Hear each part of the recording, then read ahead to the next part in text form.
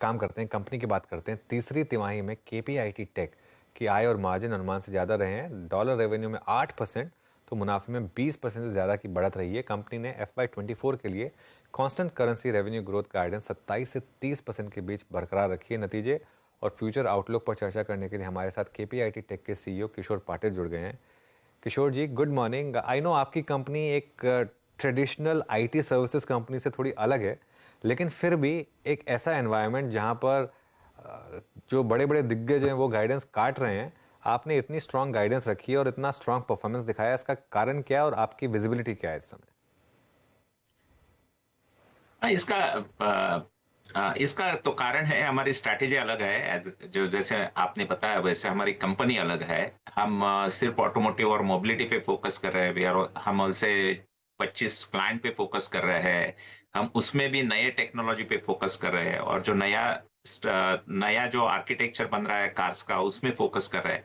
सो हमारा is a very sharp focus on है इन कुछ चीजों पे। उसके कारण क्या होता है कि ये जो एरिया है वो ऑटोमोटिव मैन्युफैक्चरर्स के लिए भी बहुत इंपॉर्टेंट पार्ट है, एंड इसीलिए इसका जो स्पेंड है वो कम नहीं हुआ है।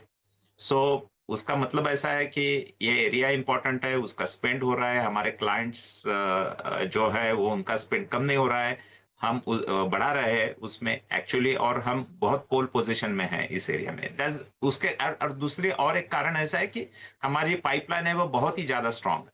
उसके कारण हमें एक विजिबिलिटी मिल जाती है, और जैसे इसी इसी कारण हम उसको बता सकते हैं कि हमारा इतना ग्रोथ हो जाएगा। और अब मार्जिन देखा फर्स्ट क्वार्टर का, अगर अपने परफॉर्मेंस देखा तो ध्यान में आता है कि हम पहले ही उस रेंज में आ चुके हैं।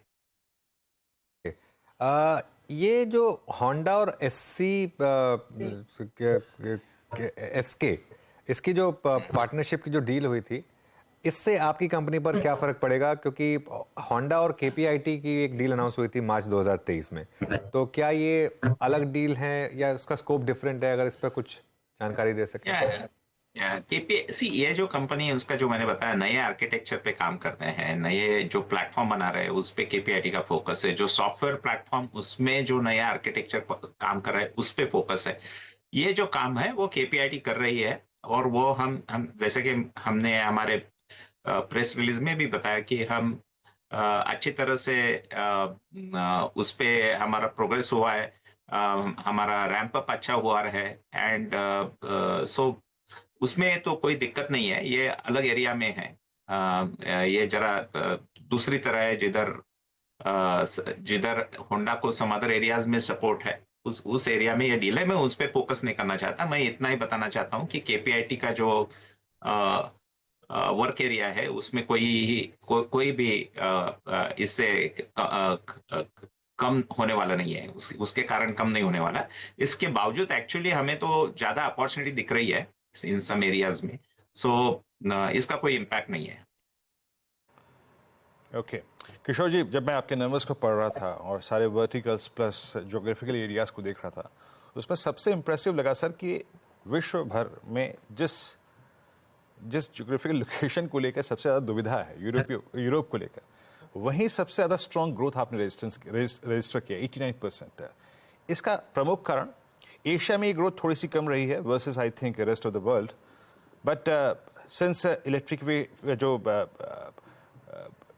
पहले मैं यूरोप की बात करना चाहूँगा। पहले ये क्या इतनी ही ग्रोथ डिलीवर करेगा, उसके बाद मैं एशिया पे आऊँगा, और या फिर यहाँ से थोड़ा सा ट्रिम डाउन हो सकती है ग्रोथ?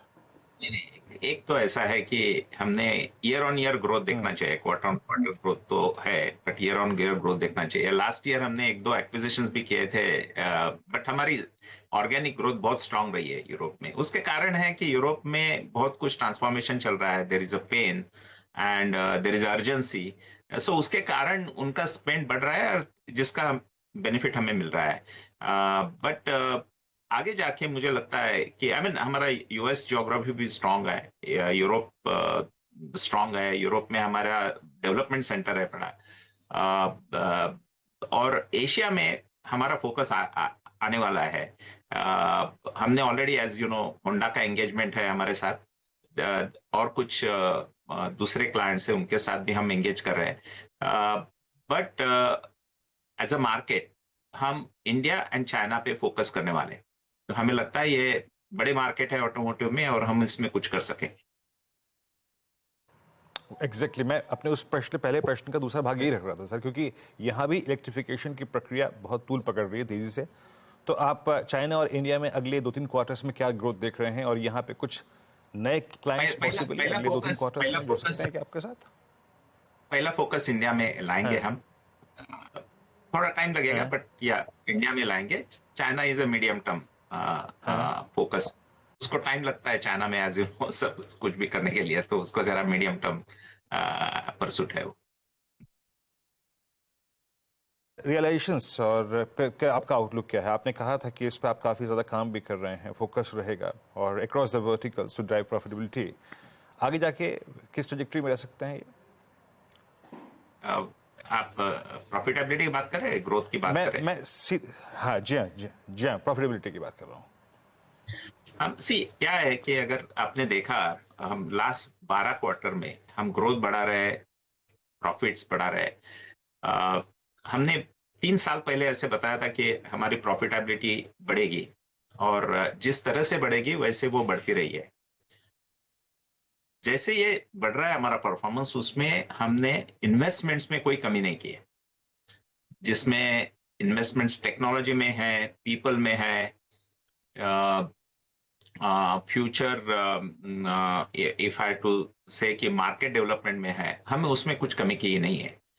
जैसे और उसके कारण हम कॉशियसली बट स्टेडीली हम मार्जिन बढ़ा रहे हैं। सो अभी हमने इस ईयर के लिए 19 से 20% बताया है, बट हमने बताया है कि 20% के ऊपर is a very sustainable profitability going forward. Okay, चलिए किशोर जी, बहुत बहुत शुक्रिया आज हमारे साथ जुड़ने के लिए, और आपको ऑल द बेस्ट अगले क्वार्टर्स के लिए। Thank you. चलिए, ये हो गई बात KPIT की। एक बहुत छोटा सा ब्रेक लेंगे और उसके बाद मास्टर्स इन्वेस्टमेंट के को फाउंडर सौरभ मुखर्जी हमारे साथ जुड़ेंगे इस ब्रेक के बाद।